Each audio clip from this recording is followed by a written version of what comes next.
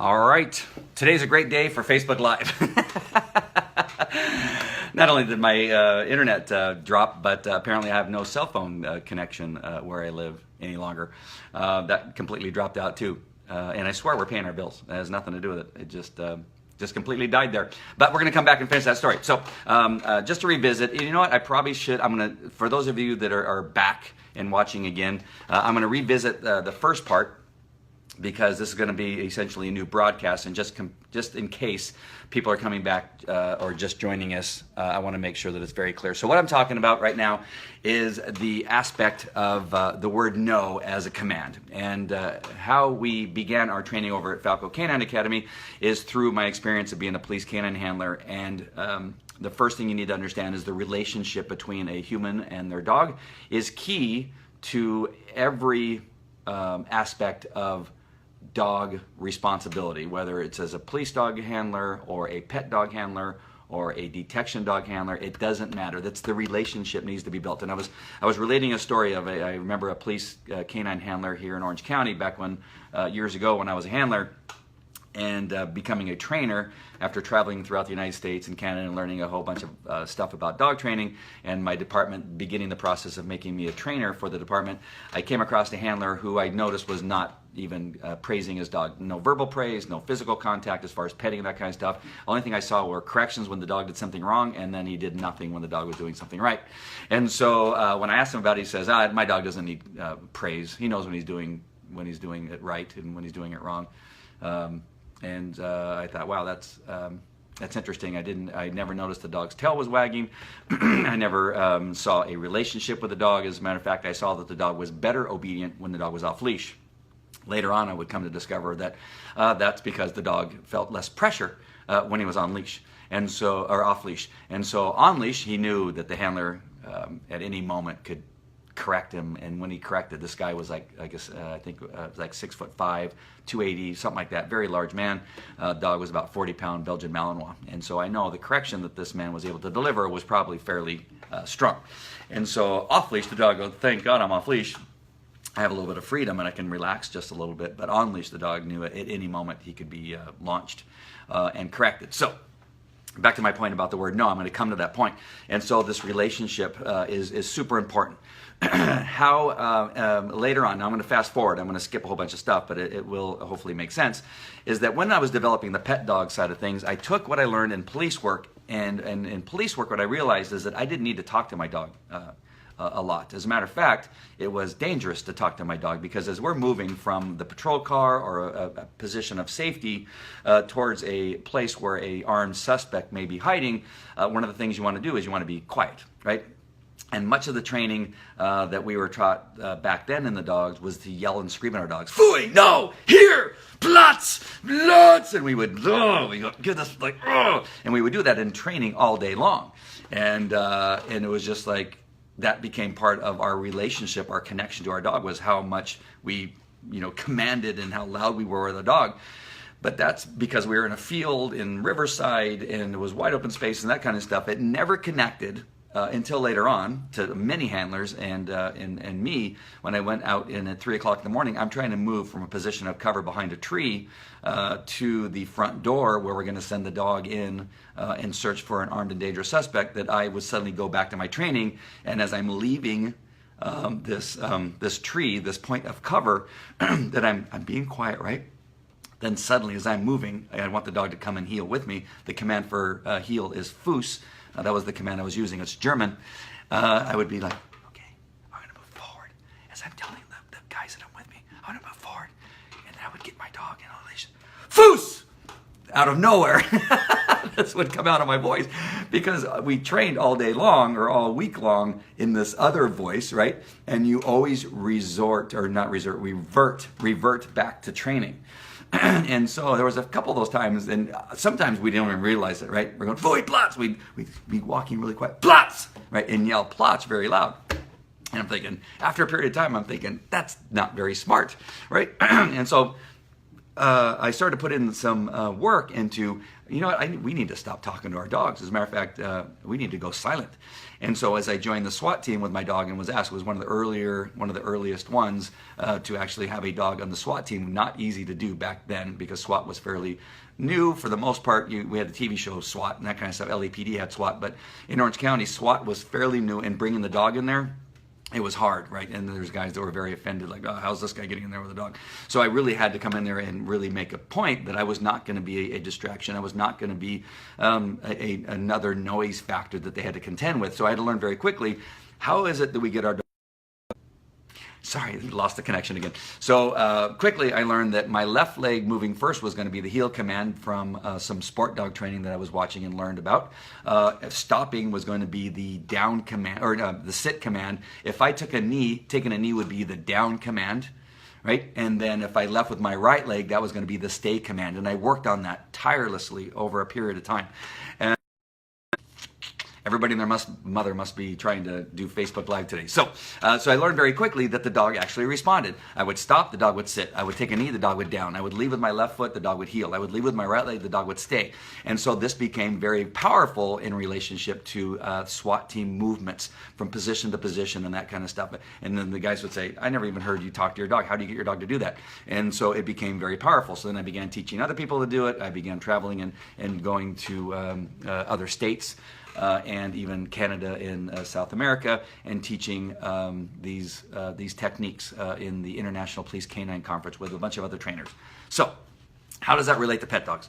So, as I began to put together the pet dog training, it became very important for me to pass on that, you know what, I'm realizing as I'm taking over pet dog, people talk to their dog all the time and they repeat things over and over. They say sit, sit, sit, sit, sit, sit, sit to get the dog to sit. And usually the dog doesn't actually sit until the person begins to take action, right? They often say, I noticed, they often would always say sit 4 or 5 times, and then they would turn towards the dog, and then the dog would sit.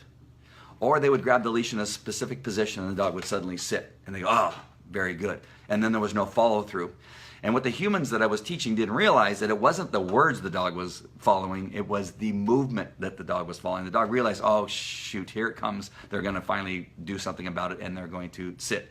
It's not unlike children that, say, in a 2-story home, their bedroom's upstairs, parents are downstairs. It's getting around bedtime, 8 o'clock's coming around, and the parents can hear the TV that's on, and they yell upstairs and they say, all right, time to turn off the television and get ready for bed.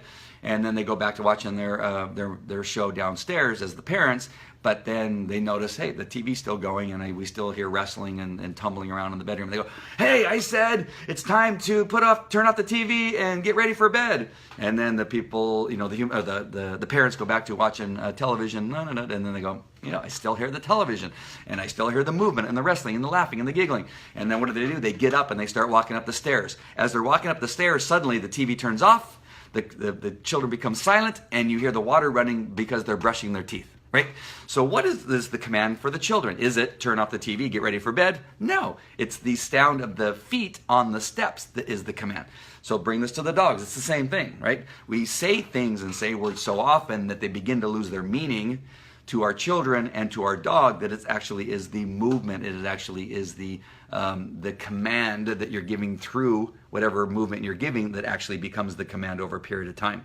And so saying sit over and over again, saying down over and over again, or heel, heel, heel, heel over and over again, really loses its power. So in our training, the first 3 commands that we teach are non-verbal. As a matter of fact, we tell people, we don't want you talking to your dog in regard to giving commands or behaviors at all during these first 3 sessions that we have with them, that we teach them that standing still or stopping means sit, moving with your left foot means heel, and moving with your right foot means stay.